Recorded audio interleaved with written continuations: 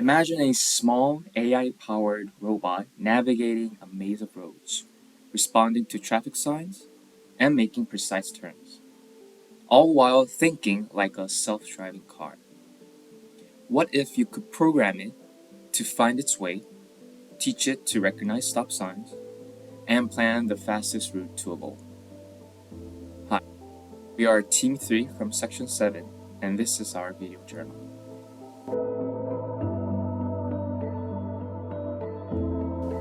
So, for our Lab 1, which was Introduction to Jupyter Notebooks, Motion Control, and Kinematics, the learning objectives were the following 3 factors: understanding basic Python syntax and Jupyter Notebook usage, controlling a jetbot's motion and calibrating its wheel speed, and finally applying forward and inverse kinematics to navigate paths.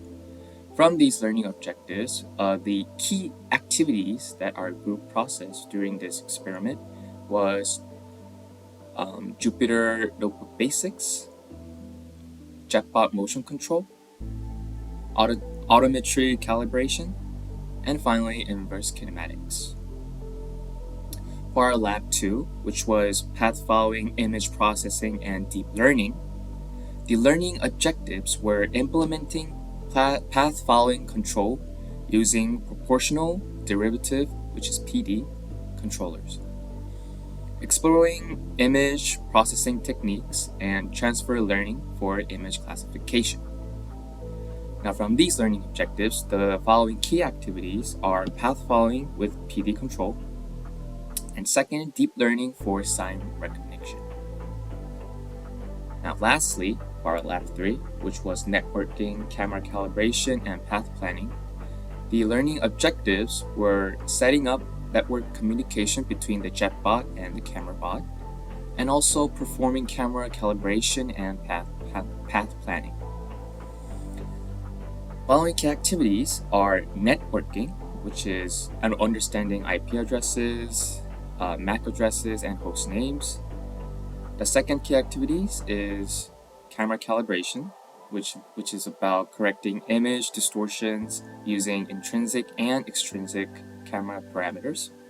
And finally, the path planning is about using MATLAB program to create an occupancy grid map and plan the shortest path to a target.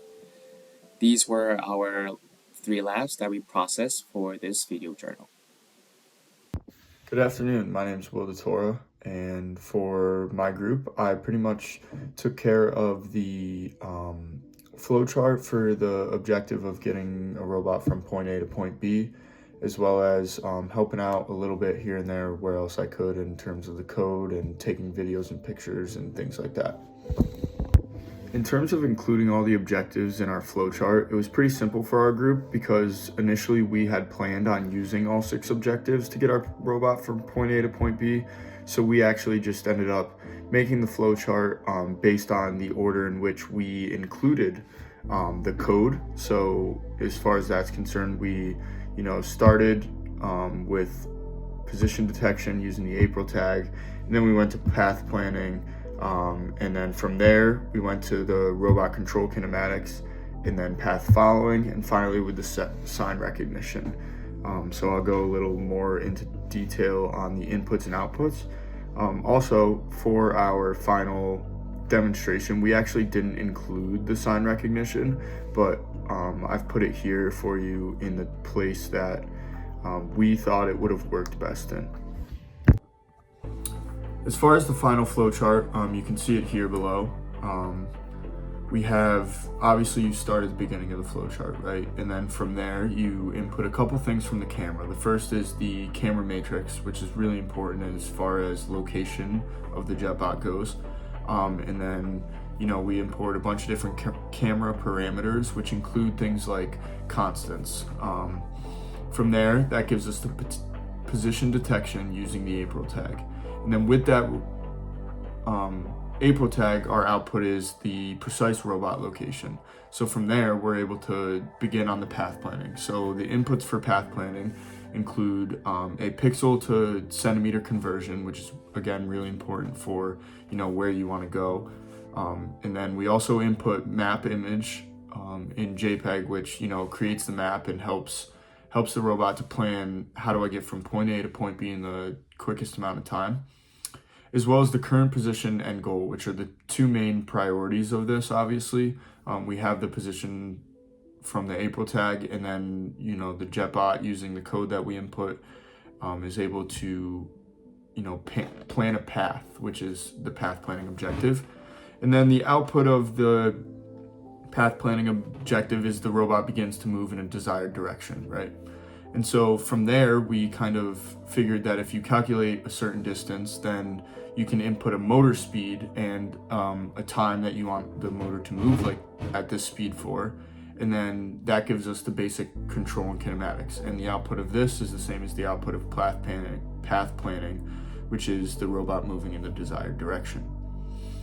From there, our next objective that we're focusing on is the path following using the image processing. This one has a lot more inputs, and these inputs include obviously the live camera feed, because you need that in order to see where the path is, and then the upper and lower boundary for the HSV color channels, which are extremely important in detecting the line, and this kind of is what allows it to filter out any other colors that aren't yellow, which is what the line was in our case, and allows the robot to stay on that line. Also, you need to input the heading angle, as well as the P gain and the D gain, which again, just allow it to stay on that line and make movements based on if it's off the line or divergent from the line. So that gives us the path following using the image processing. And then the output of this is left, right, or straight, depending on where the yellow line particularly goes at that point in the roadmap. And then the final one is sign recognition using deep learning technology. This was one that we struggled to input during the lab that it was assigned in, but eventually it was kind of rather simple if you just break it down to what the inputs are and how you do it. So again, for this one, the main input is live camera feed.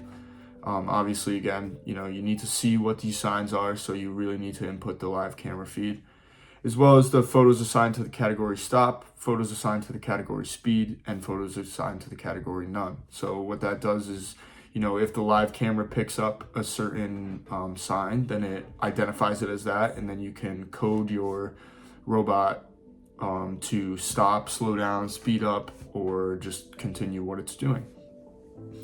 So that covers the sign recognition, and then the output of that, like I said, is stop, speed, or none, and depending on which one it was, you can code it to either stop, speed up, slow down, or do nothing and just continue what it's doing.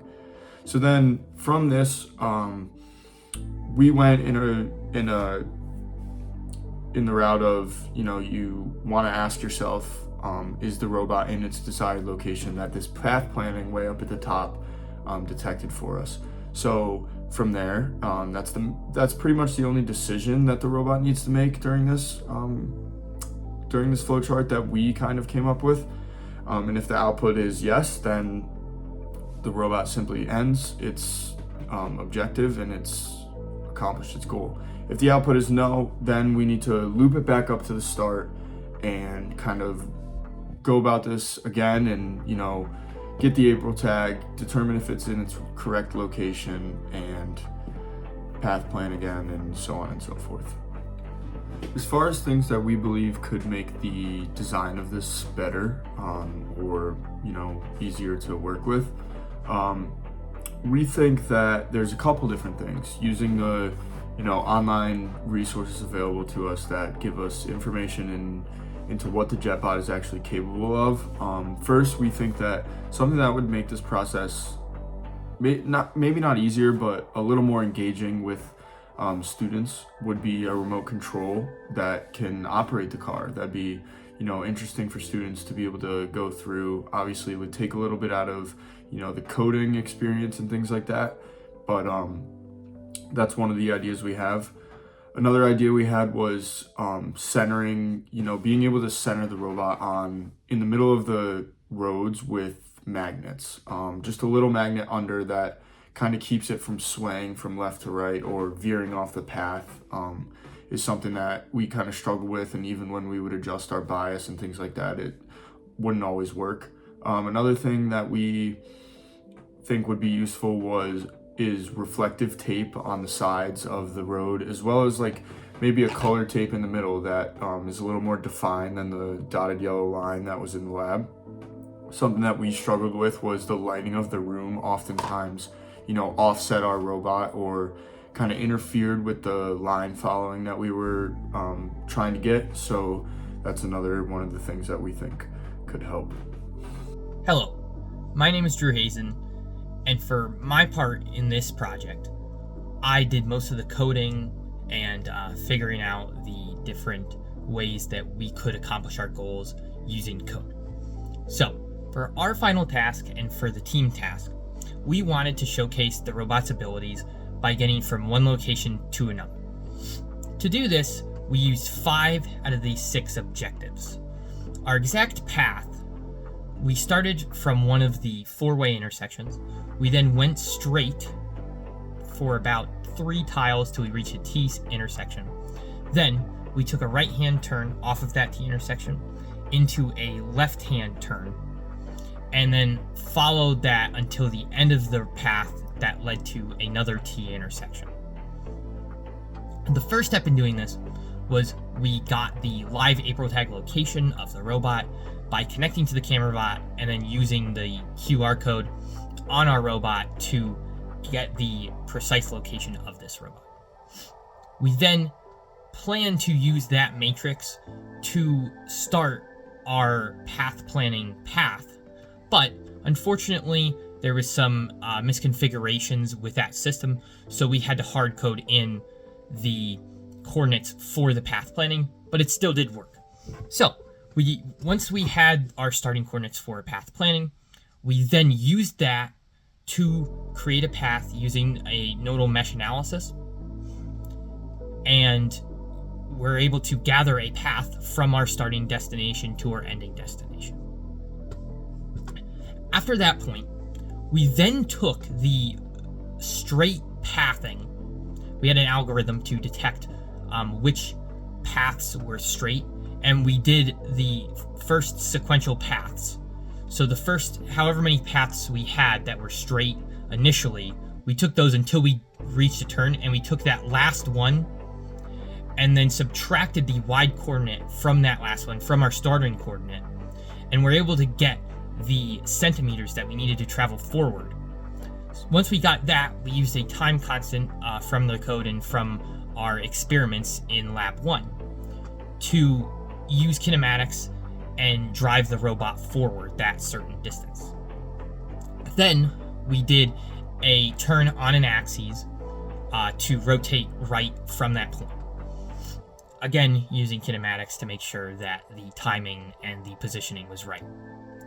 After that, we decided to make our robot use a path following algorithm, and so it would follow the line on the road and eventually would end up at the end of that T intersection by following this algorithm.